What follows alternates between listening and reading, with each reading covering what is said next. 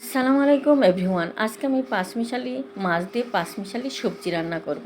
তা আমি মাছগুলো আগে থেকে লবণ হলুদ মাখিয়ে রেখেছিলাম, এগুলো আমি ভালো করে ভেজে নেব।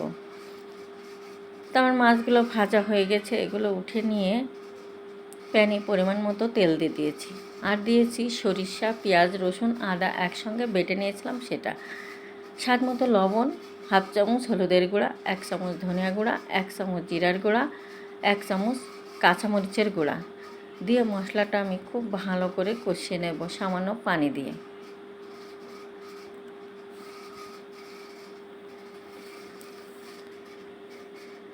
মশলাটা খুব ভালো করে আমি কষিয়ে নিয়েছি। এবার কেটে রাখা সবজিগুলো দিয়ে দেব, দিয়ে একটু ভালো করে নেড়ে নিয়ে ঢাকনা দিয়ে ঢেকে রেখে সবজিগুলো কষিয়ে নেব। আমি অতিরিক্ত পানি দেব না, সবজিগুলো থেকে যে পানি বের হয়েছে এতেই আমার সবজিটা কষানো প্রায় হয়ে যাবে। তা আমার কষানোটা হয়ে গেছে। এবার আমি অল্প পরিমাণ পানি দিয়ে ঢাকনা দিয়ে ঢেকে রাখবো ফুটে ওঠার জন্য। ফুটে উঠেছে, মাছগুলো দিয়ে আর একটু ঢাকনা দিয়ে ঢেকে রাখবো, আর একটু ধনে পাতা দেবো।